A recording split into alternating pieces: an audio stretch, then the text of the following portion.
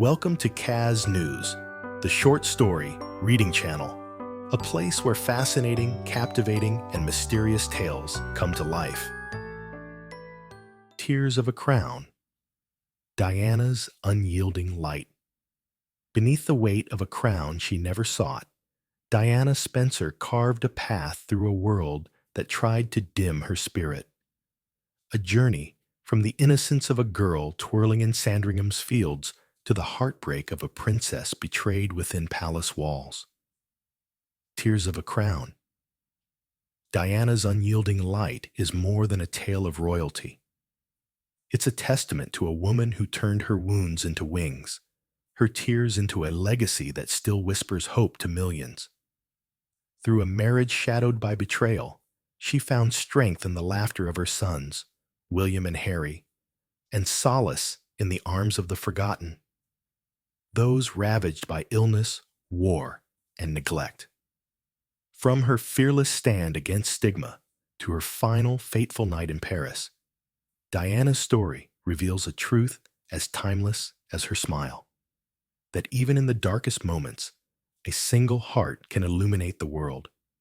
This novel doesn't just recount her life, it celebrates the unbreakable spirit of a woman who taught us that love, not titles, defines a life well lived. Her light didn't fade with her passing.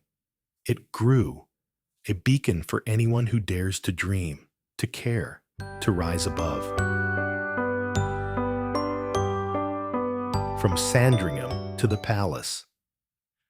On a summer day in 1961, beneath a sky so clear it seemed to stretch forever, a baby girl was born in the quiet confines of Park House, Sandringham.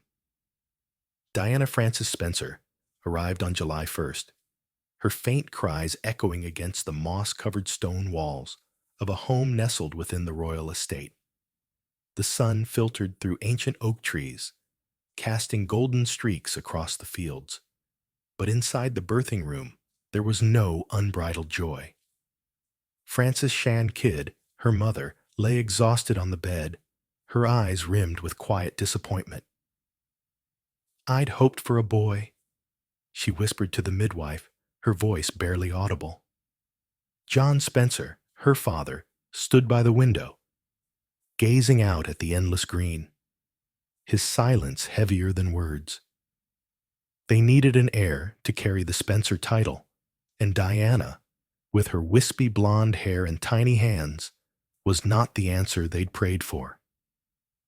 Diana's early years unfolded amidst the sprawling meadows and the rhythmic clatter of horses' hooves from the family stables. Park House wasn't a palace, but to her it was the universe, a place where she dashed across the grass with her siblings, Sarah, Jane, and Charles, their laughter mingling with the wind. She loved to dance. In the living room, she'd spin before a cracked mirror, her long legs clumsy but determined, dreaming of a day when she'd grace a grand stage under blazing lights.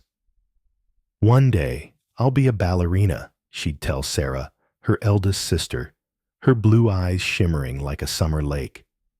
Sarah would chuckle and ruffle her hair, but that dream slipped away as Diana grew too tall, her frame outpacing the delicate proportions of a dancer. Instead, she found solace in simpler joys. Tending to the gardener's children, cradling them when they cried, and spinning tales of forest fairies with a voice as soft as a lullaby. That universe shattered on a rainy afternoon in November 1968. Diana, just 7, stood at the top of Park House's creaky wooden staircase, her small hands gripping the banister. Below, in the drawing room, her parents' voices clashed like thunder. "You never understand me," Frances shouted, her tone breaking with tears. "Do you think I want to live like this?" John shot back, his words cold as stone. Then came the slam of a door, the roar of a car engine on the gravel drive, and her mother was gone. Frances lost the bitter custody battle that followed, leaving Diana and her siblings in the stern care of their father. That night, Diana sat on her bed, clutching a tattered doll, whispering, "Mummy's gone, but we'll be okay, won't we?" The only reply was the wind howling through the window, slicing through the stillness like a knife. A quiet wound took root in her heart. Diana grew more reserved, her bright eyes now shadowed with an unspoken sadness. Yet she learned to mask it with a smile, a gentle, radiant curve of her lips that would one day become her greatest strength. At Westheath School, she was no scholar. Numbers baffled her. Literature lulled her to sleep. But she was the first to race to the playground, wiping tears from younger children's faces when they fell. "Diana's heart is bigger than her head," a teacher once remarked, unaware that this very heart would etch her name into the world's memory. In 1975, when her grandfather passed, John Spencer inherited the title of 8th Earl Spencer, and the family moved to Althorpe, a sprawling estate of endless corridors and stern ancestral portraits whose painted eyes seemed to judge her every step. At 14, Diana felt lost amid its cold walls. She wandered the rose gardens, seeking peace among the crimson blooms. But Althorpe was no home. It was a stone cage where her father's growing sternness and her mother's absence pressed against her like a weight. John, hardened by the divorce, spoke little beyond curt commands. Diana wrote letters to Francis, but replies were rare. She tucked them into a wooden box beneath her bed, clinging to the fading warmth of days gone by. Then, on an autumn day in 1977, fate tapped at her door. Diana, 16, roamed Althorpe's fields during a family hunting party when Prince Charles arrived. He'd come to see Sarah, who'd briefly dated him, and stood tall and polished in his hunting gear, laughing by the campfire. Diana lingered at a distance, clad in a frayed sweater, her blonde hair tangled in the breeze, a clumsy girl overshadowed by her poised sister. She didn't think herself noteworthy, but Charles's gaze lingered a moment longer than it should have. "That young one looks so innocent," he remarked to Sarah later, a casual comment that planted a seed for what lay ahead. That night, Diana returned to her room, unaware that this fleeting encounter would alter her life forever. Time rolled on, and in 1979, Diana left school to live in London, sharing a modest flat at Coleherne Court with friends. She worked as a kindergarten assistant at Young England School, a job she adored. Those days, she was an ordinary girl, pedaling her bike through Hyde Park, wearing oversized t-shirts, giggling as the children smeared paint on her hands. "Miss Diana, tell us another princess story," a little one would shout, and she'd sit cross-legged, spinning tales of a princess in a forest, oblivious that she was about to step into a fairy tale of her own, one without a happy ending. In the summer of 1980, Charles, now 32, and under pressure from Queen Elizabeth II and Prince Philip to find a bride, turned his attention back to Diana. He needed a wife, young, aristocratic, untainted by scandal. Diana, with her radiant smile and innocence, fit the mold. One afternoon, at a mutual friend's home in Sussex, he invited her for a walk among blooming carnations, their sweet scent filling the air. "Have you ever thought of living in a palace?" he asked, half joking. Diana laughed, her hair catching the wind. "Me? I just want to dance and play with kids." But his eyes didn't laugh. She didn't realize it wasn't a jest. It was the prelude to a proposal. On February 24th, 1981, Charles brought Diana to Windsor Castle. In a cozy sitting room, the fireplace crackling, he knelt, a red velvet box in hand. Inside gleamed a 12-carat sapphire ring encircled by diamonds. "Diana, will you be my wife?" he asked, his tone measured, rehearsed. Her heart pounded, the room spinning. "Yes, I will," she said, her voice trembling. He slipped the ring onto her finger and stood, but there was no embrace, no kiss, just a polite handshake. A chill ran down her spine, but she brushed it aside, telling herself love would grow, like in the stories she spun for the children. The news erupted like wildfire. The press dubbed her Cinderella of the modern age. Paparazzi hounded her across London, lenses trained on every move, every smile. Diana, who once cherished freedom, now felt like a bird in a glass cage. She moved into Clarence's house to prepare for the wedding, greeted by bowing staff with curious eyes. The night before the big day, she stood by her window, staring into the dark streets, whispering, "What am I doing?" But it was too late to turn back. On July 29th, 1981, Diana stepped into St. Paul's Cathedral in a dazzling gown by David and Elizabeth Emanuel, its 25-foot train flowing like a white river. Over 750 million watched worldwide, cheering as she walked the aisle. Charles stood waiting, tall in his dress uniform, smiling at her, but his eyes drifted elsewhere, as if lost in thought. "I, Diana Francis, take thee, Charles Philip Arthur George," she vowed, her clear voice ringing through the hushed cathedral. As they emerged, crowds roared her name, flowers raining down. That night, at the Buckingham Palace reception, she danced with Charles under chandeliers, her gown swirling like a dream. Yet she felt the distance between them, an invisible wall she couldn't breach. The honeymoon aboard the yacht, Britannia, marked the beginning of a nightmare. One evening, as they dined in the cabin, Diana spotted a bracelet Charles carried, a gift inscribed with G and F, pet names for him and Camilla Parker Bowles, the woman he'd never let go. "What's this?" she asked, her voice quaking, clutching her napkin. Charles shrugged, coolly. "A present for an old friend, nothing more." She turned away, tears falling silently. Standing on the deck that night, staring at the Black Sea, the wind biting her skin, she realized she wasn't his heart's choice, but a pawn in a royal game. Life at Kensington Palace became a gilded prison. Diana gave birth to Prince William on June 21st, 1982, at St. Mary's Hospital, and motherhood briefly eased her pain. Holding him close, she whispered, "You're my light."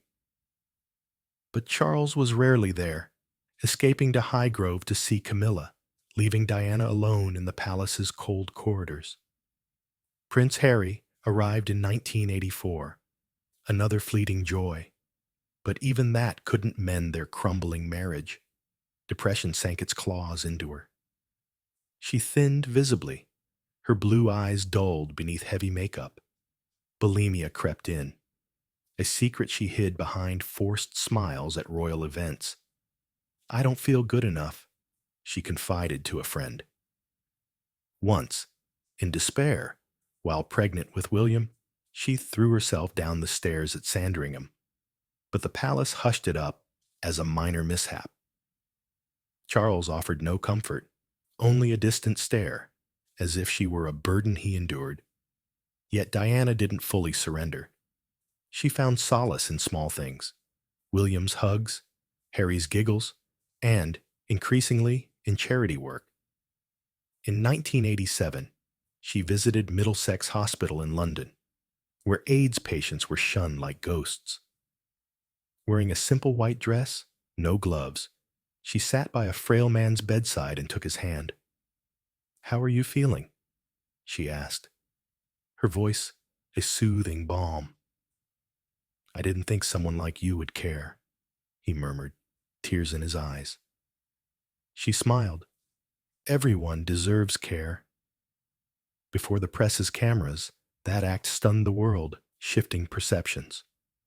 HIV doesn't spread by touch, she declared later, firm and clear. It wasn't just a gesture. It was a declaration that she'd defy the royal mold. Diana was beginning to see. If happiness eluded her in the palace, she'd bring it to those beyond its walls. Cracks and rays of light. Kensington Palace in 1987 was a labyrinth of long corridors and rooms, so silent they felt suffocating. Diana, now 26, stood before a mirror in her bedroom, her trembling hands smoothing her golden hair. The emerald green dress she wore shimmered under the lamplight, but her eyes, once bright as a summer lake, were clouded, rimmed red from sleepless nights. Outside, the clatter of a carriage signaled yet another royal event she'd have to attend, another performance where she'd plaster on a smile. But inside, she knew. The act was nearing its end. Her marriage to Charles had been fracturing for years, but the mid-1980s turned those cracks into an abyss. Charles no longer hid his detachment. He'd vanished to Highgrove, his private estate in Gloucestershire, where he met Camilla Parker Bowles. Diana had once hoped William's birth in 1982 and Harry's in 1984 would draw him closer, but she'd been wrong. One winter evening in 1985, with Harry just over a year old, she stood at the drawing room window, watching Charles climb into his car, suitcase in hand. "Where are you going?" she asked, her voice small but sharp. "Highgrove," he replied, not turning. "Her again, isn't it?" she whispered.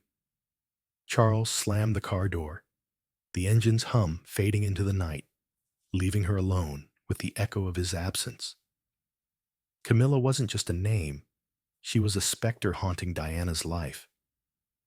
She lingered in late-night phone calls Charles took, in letters he tucked away in drawers, in the far-off look in his eyes when he was near Diana. One desperate night, Diana rummaged through his desk and found a small photo. Charles and Camilla, laughing in a field, sunlight glinting off her brown hair. Diana clutched it, her nails digging into her palms until they stung. "Why not me?" she asked herself, her voice choking in her throat. She never got an answer. In a rare, heated confrontation, Charles admitted coldly, "I never loved you, Diana. I married you because it was my duty." Those words were a final blow, severing the fragile thread that had held them together. The pain didn't stop with Charles.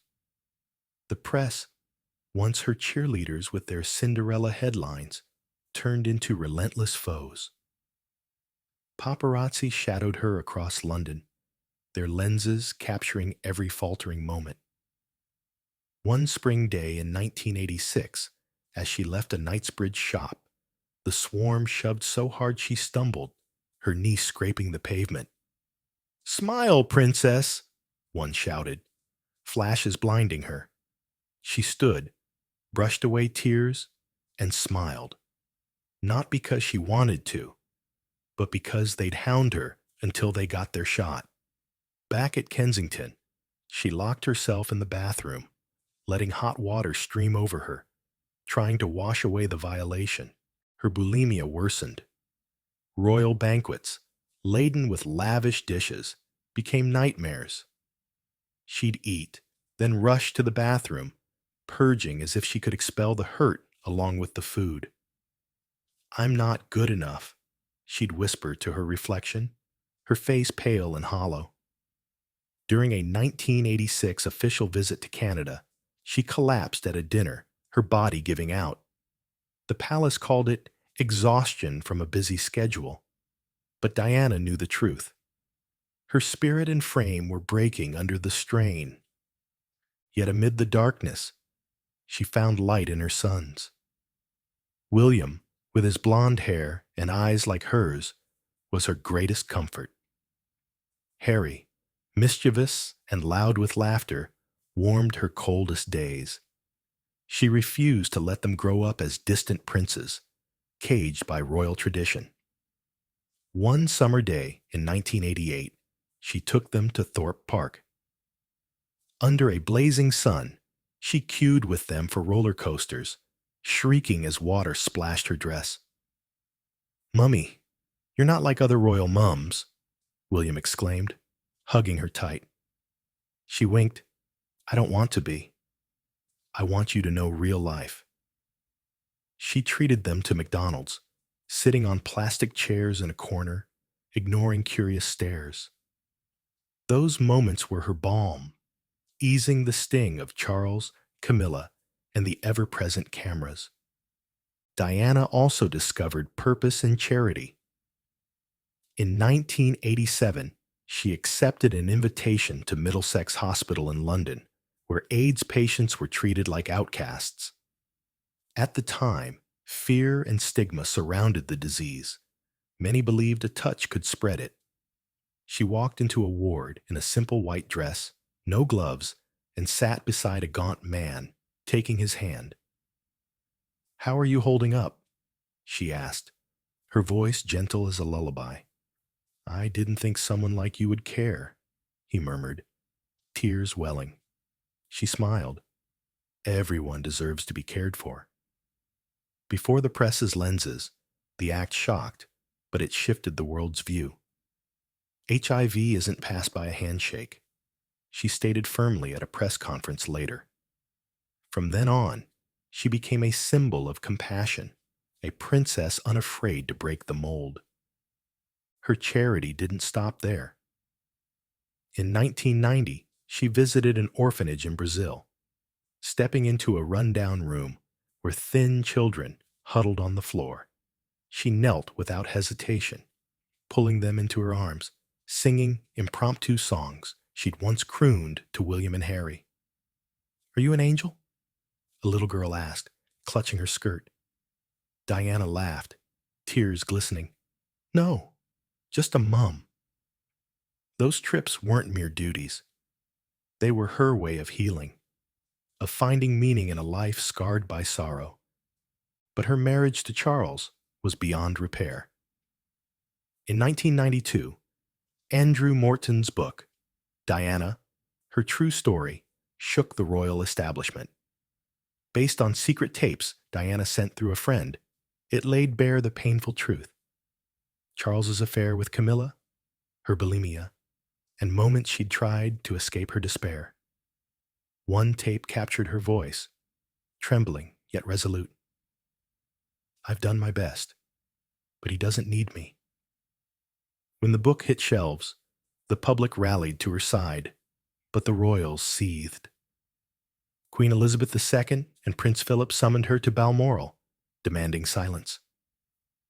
"You're damaging this family's honor," Philip said, his tone icy. Diana bowed her head, but inside, she knew she couldn't stay in the shadows any longer. By late 1992, Charles and Diana formally separated. The announcement came from Buckingham Palace, but Diana wasn't there to hear it. She was at a charity center in East London, playing with homeless children. When a reporter asked, "Princess, how do you feel about the separation?" she offered a wistful smile. "I've been free for a while.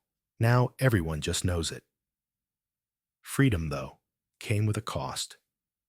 Charles openly continued with Camilla, and the press pitted the two women against each other. "Camilla is the prince's true love," one headline blared, twisting the knife in Diana's unhealed wounds. Amid the turmoil, Diana poured herself into bigger causes. In January 1997, she traveled to Angola, where landmines left from civil war had claimed countless lives. Wearing a flak jacket and visor, She walked through a hazardous field, cameras trailing her every step. "One landmine can destroy a family," she said in a speech afterward, her voice breaking. "We can't let this go on." Her image, smiling brightly amid danger, beamed across the globe. Her campaign helped push the Ottawa Treaty to ban landmines, a legacy far beyond palace walls. With her sons, Diana remained a devoted mother. She took William and Harry to homeless shelters, hospitals, and charity concerts. Once, when Harry asked, "Mommy, why don't we live like other princes?" she hugged him close. "Because I want you to have a heart, not just a crown." She taught them to write thank you notes, to kneel and talk to beggars, and always reminded them, never think you're above anyone. William, growing under her guidance, often said, "Mummy was my first teacher." Yet loneliness never left her. She sought love elsewhere.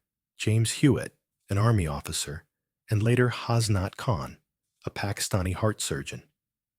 With Khan, she dreamed of a normal life away from royalty. "I want to live with you simply," she told him one summer night in 1996, holding his hand. But he shook his head. "I can't handle the spotlight, Diana. It'd ruin us." That romance faded, leaving her hollow once more. Standing by her Kensington window that night, city lights flickering below, she whispered, "Will anyone ever truly want me?" A voice from the shadows. Kensington Palace, November 1995, lay cloaked in the thick fog of a London autumn. Diana, now 34, stood in a small sitting room, her hands clasped tightly, her blue eyes glinting with a rare resolve. Before her sat Martin Bashir, a BBC journalist, surrounded by cameras and lights poised to capture her every word. The air crackled with tension, like a string stretched to its breaking point. This wasn't just an interview. It was her chance to tell her story, to shatter the wall of silence the royal family had built around her for over a decade. Since her separation from Charles in 1992, Diana had lived in a strange limbo, half free, half captive. No longer his wife in name, she remained bound by the invisible chains of royal protocol. The paparazzi hounded her relentlessly, and Charles, now openly with Camilla, seemed eager to erase her from his life. But Diana refused to stay quiet. 3 years earlier, she'd secretly sent tapes to Andrew Morton, exposing the truth of her broken marriage, and now she wanted to speak for herself, to let the world hear her voice unfiltered. Martin Bashir approached her that fall with probing questions and a troubling claim. He told her the royal family and British intelligence were watching her, determined to silence her to protect Charles and Camilla. "They see you as a threat, Your Highness," he murmured, handing her papers he claimed were proof. Diana wasn't sure if it was true. Her phone had clicked oddly at times, and she'd seen dark cars lingering near Kensington without explanation. But doubt had festered in her for years. Whether Bashir exaggerated or not, she agreed to the interview, not out of fear, but because she needed the world to know her truth. On November 20th, 1995, the cameras rolled. Diana sat on an armchair, dressed in a simple black sweater, her blonde hair neatly cropped, her gaze piercing the lens. Bashir asked, "Your Highness, what was your marriage to Prince Charles like?" She took a deep breath, her voice clear yet trembling. "There were 3 of us in this marriage, so it was a bit crowded." The words landed like a stone in still water, rippling shockwaves across Britain and beyond. She spoke of Charles's affair with Camilla, her struggle with bulimia, and the royal family's cold indifference to her pain. I didn't fit their system, she said, a sad smile flickering. But I tried, because I wanted to do the right thing. The interview stretched nearly an hour, and when it aired on Panorama, over 23 million viewers in the UK watched, breathless. The public wept with her, raged for her, and dubbed her the People's Princess. But in royal circles, it was an earthquake. From Buckingham Palace, Queen Elizabeth II sent a letter demanding Charles and Diana divorce, ending 15 years of a marriage steeped in tragedy. Charles agreed instantly, as if he'd been waiting for the command. Diana, in her Kensington bedroom, read the Queen's note and whispered, "At last I'm free." The divorce finalized on August 28, 1996. Diana lost her Royal Highness title, but retained Diana Princess of Wales. She received £17 million and shared custody of William and Harry with Charles. On the day she signed the papers, she stood by her window, watching rain streak the Kensington Gardens, feeling a door close and another creak open. "I'm no longer a prisoner," she told Sarah Ferguson, her friend, over the phone. Sarah laughed. "You're a free bird now, Di." But freedom came at a price. Her royal protection diminished, and the paparazzi grew bolder, a constant shadow over her new life. Post-divorce, Diana sought reinvention. She auctioned off most of her royal gowns for charity, raising millions for causes she cherished. She cropped her hair shorter, wore simpler yet elegant clothes, shedding the dazzling princess image of old. She poured time into William and Harry, taking them skiing in Austria, splashing on Caribbean beaches, and teaching them the compassion she'd learned through her own struggles. One spring afternoon in 1997, she sat with Harry in the Kensington Gardens, the 12-year-old looking up at her. "Mummy, why do people always take your picture?" She hugged him close. "Because they think I'm a story. But I just want to be your mum." In her quest to reclaim herself, Diana also sought love. She'd fallen for Hasnat Khan, a Pakistani heart surgeon she met in 1995 at a London hospital. Khan, with dark hair and kind eyes, was the first man who made her feel loved for herself, not her title. They met in secret, quiet cafes, parked cars, and dim alleys. "I want a normal life with you," she told him one summer night in 1996, gripping his hand. But he shook his head. "I can't live under the flashbulbs, Diana. It'd destroy us." Their romance faded, leaving an ache she couldn't name. Then, in the summer of 1997, Dodi Fayed entered her life. Dodi, son of Egyptian billionaire Mohammed Al Fayed, met Diana through his father's introduction at a London event. Tall and charming, with a warm smile and easy confidence, he wasn't fazed by the spotlight. In July, he invited Diana and her sons to his family's villa in Saint-Tropez, southern France. Under the Mediterranean sun, Diana stood on the yacht Jonacol, clad in a teal bikini, laughing as Dodi dove into the sea, beckoning her. William and Harry, seeing her joy, joined in, tossing water balloons and giggling. "He makes Mummy laugh more than Daddy," Harry whispered to William, both boys grinning. Her bond with Dodi quickly became tabloid fodder. Photos of them embracing on the yacht fueled rumors of an engagement. Mohammed Al Fayed later claimed Diana was pregnant with Dodi's child, though no evidence ever confirmed it. Diana neither affirmed nor denied. She simply savored those rare days of freedom. "Aren't you scared of the reporters?" she asked Dodi one moonlit night on the deck, the sea silver beneath them. He took her hand. "They can't touch us here." But she knew he was wrong. They always could, one way or another.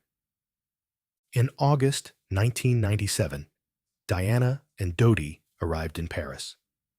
They planned a brief stay at the Ritz Hotel, owned by the Fayed family, before returning to London. On the night of August 30th, they dined in the hotel's private restaurant, candlelight flickering across the table. Diana wore a black dress, her eyes sparkling as she looked at Dodi. "Do you ever think of living somewhere no one knows us?" she asked, her voice dreamy. He smiled. "With you, I'd go anywhere." But their meal was cut short when staff warned of paparazzi swarming outside. Dodi opted to leave, using a black Mercedes S280 to evade the press. At around 12:23 a.m., on August 31st, Diana and Dodi climbed into the car, with driver Henri Paul and bodyguard Trevor Rees-Jones. Diana sat in the back, holding Dodi's hand, peering out the window at the flashes bursting from pursuing motorcycles. "They never stop, do they?" she murmured, exhaustion in her tone. Dodi pulled her close. "We'll be fine." But Henri Paul, later found to have a blood alcohol level triple the legal limit, floored the accelerator to lose the pack. The car sped into the Pont de l'Alma tunnel, a dark passage beneath the Seine's banks. The engine roared. Then a deafening crash echoed through the concrete walls. The Mercedes slammed into Pillar 13, spinning and crumpling into wreckage. Diana, gravely injured, lay still beside Dodi, her forehead streaked with blood against her black dress. Trevor Rees-Jones, the only one belted, survived. Henri Paul and Dodi did not. Police and medics arrived within minutes, but the paparazzi lingered, snapping photos through shattered glass.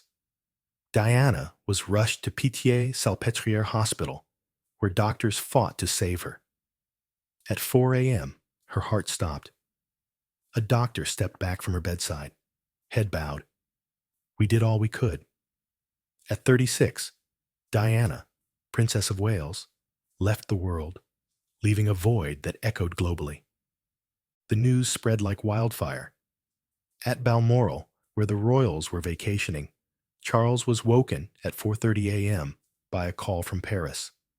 "Diana, she's gone," the voice trembled. He sank into a chair, hands covering his face, pale as ash.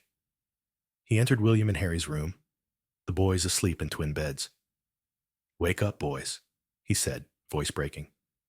William, 15, blinked awake. "What's wrong, Dad?" Charles swallowed hard. "Your mother. She's been in an accident. She didn't make it." Harry, 12, bolted upright, shouting, "No, it's not true. She promised she'd come back." William pulled his brother into his arms, tears streaming, while Charles stood frozen, a statue amid their storm of grief. In London, dawn barely broke before the news consumed the city. Outside Kensington Palace, people gathered, bringing flowers, candles, and photos.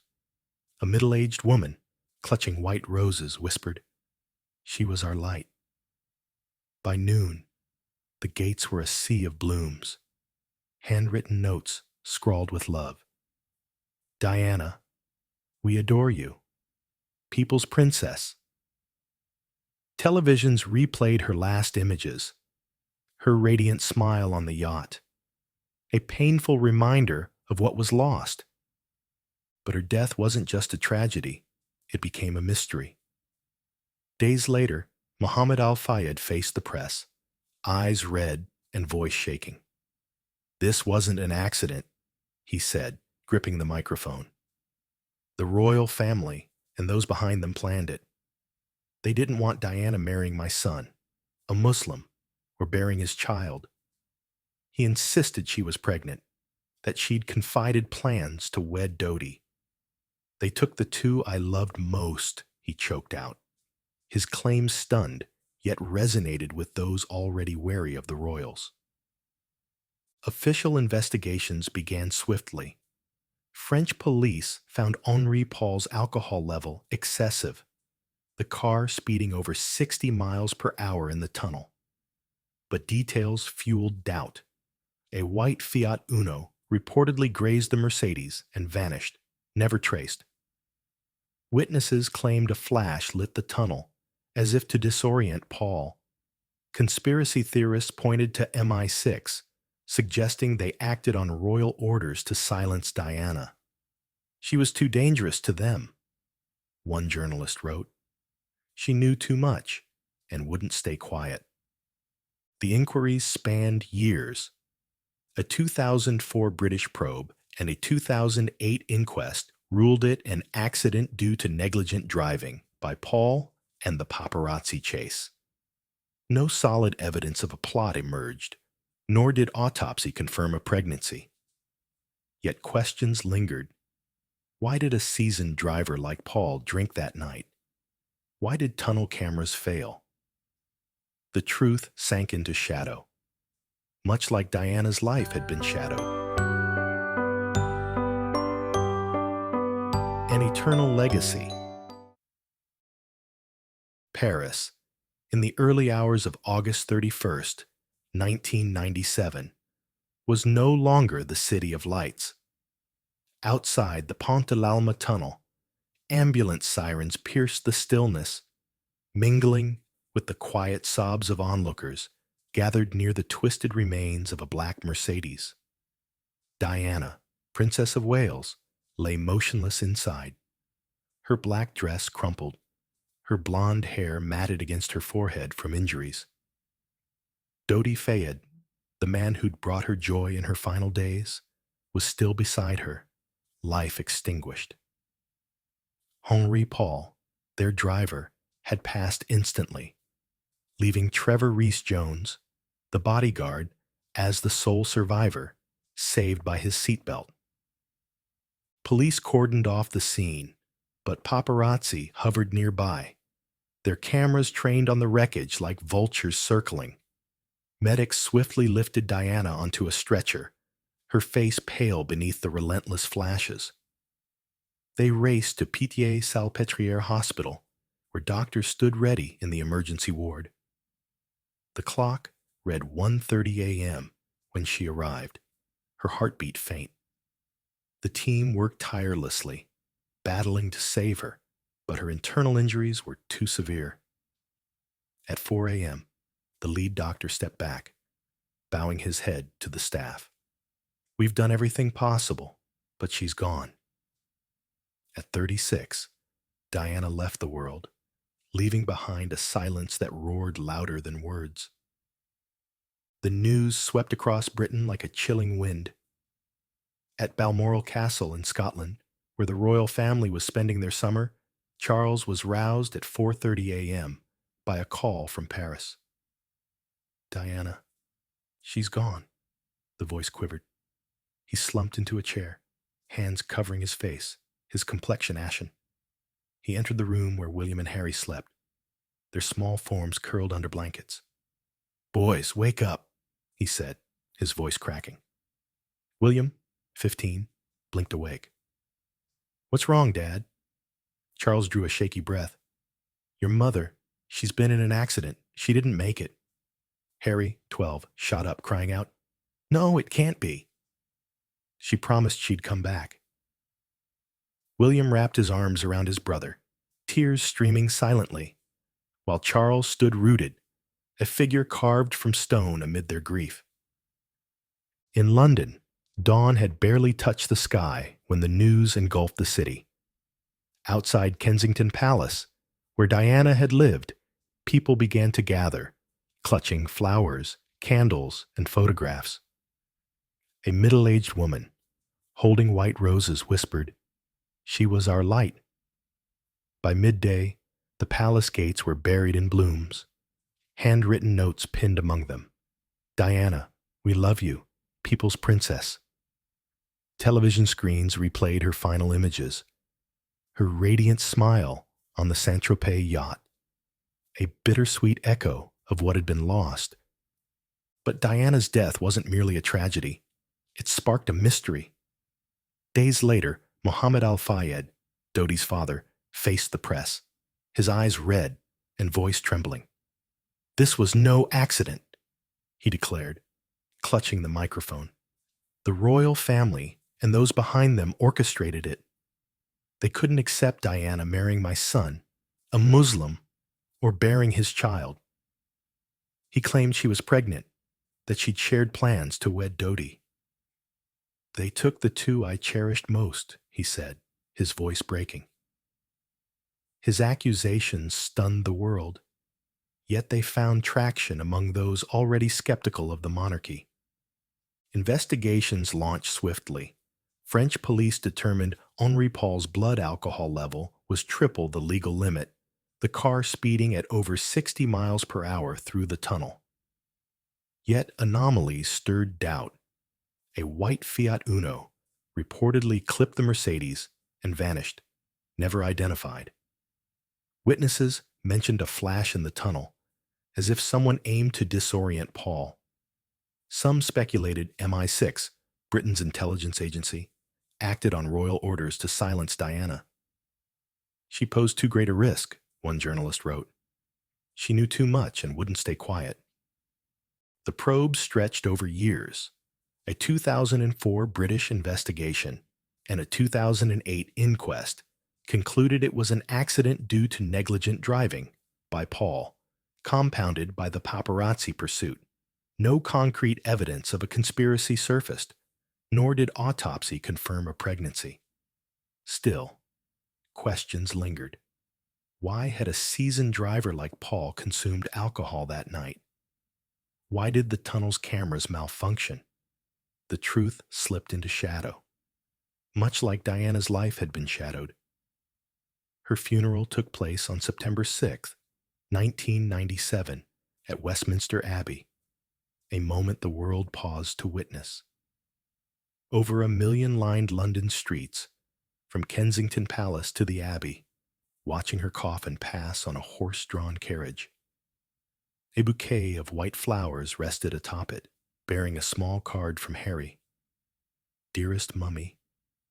William and Harry, in black suits, walked behind with Charles and Prince Philip. William kept his head low, hiding tears, while Harry clung to his brother's hand, his red-rimmed eyes fixed on the ground. The crowd stood silent, save for soft weeping and the tolling of church bells, a mournful rhythm through the city. Inside the Abbey, Elton John performed Candle in the Wind, rewritten for Diana, his voice breaking. "Goodbye, England's rose. May you ever grow in our hearts." Millions watching worldwide wept along, from London to New York, Sydney to Tokyo. Her brother, Charles Spencer, delivered the eulogy, his tone trembling yet firm. Diana was a symbol of compassion, a woman who lived true to herself despite every pressure. She belonged not just to us, but to the world. He subtly addressed the royals. She didn't need a crown to prove her worth. After the service, Diana was laid to rest at Althorpe, the Spencer family estate, on a small island in the Oval Lake. The spot was serene, far from flashing cameras and palace walls, as she'd always wished. William and Harry stood by the shore, tossing white roses into the water, whispering their final goodbyes. "You'll always be with us, Mummy," William said, his voice hoarse. Harry nodded. "You're my brightest star." Diana's legacy didn't end with her passing. It reshaped the British monarchy forever. Before her, the royals were distant figures, cloaked in ritual and tradition. She brought closeness, empathy, and authenticity no one had anticipated. William and Harry grew up carrying her lessons. William, now Prince of Wales, often says, "Mummy taught me that rank doesn't define you. Actions do." He married Kate Middleton, a commoner, and raises their children, George, Charlotte, and Louis, with the warmth Diana gave him. Harry, though he stepped back from royal duties in 2020 to live in the U.S. with Meghan Markle, continues her charitable spirit through projects like the Invictus Games for veterans. "Mummy's my guiding flame," he said in a 2021 interview. The world hasn't forgotten her either. The charities she championed, AIDS awareness, landmine bans, children's welfare, homelessness, thrive on her inspiration. The Ottawa Treaty, which she helped propel, has saved countless lives. Her 1987 handshake with an AIDS patient remains a landmark in public health history. Diana wasn't just a princess, a journalist wrote in 2007, marking a decade since her death. She was a beacon of hope, turning pain into power. At Althorpe, the island in the Oval Lake stands quietly. Each year, on her birthday, William and Harry, though often apart, send white roses there, a promise they'll never forget. In 2021, a statue of Diana was unveiled outside Kensington Palace, showing her with 3 children, her gentle smile cast in bronze. People still visit, leaving flowers and notes, whispering, "Thank you, Diana." Her life was a tale of light and shadow, love and loss, resilience amid storms. She wasn't just the Princess of Wales. She was the people's princess, a woman who lived from her heart and left an indelible mark on millions. Though she's gone, her glow endures, a candle flickering strong against the wind.